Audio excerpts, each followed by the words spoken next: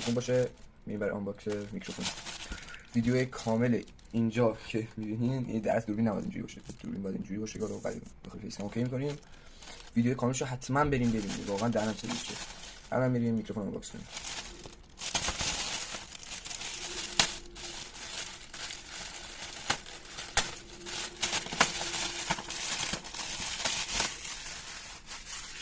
اینم از آشغالش.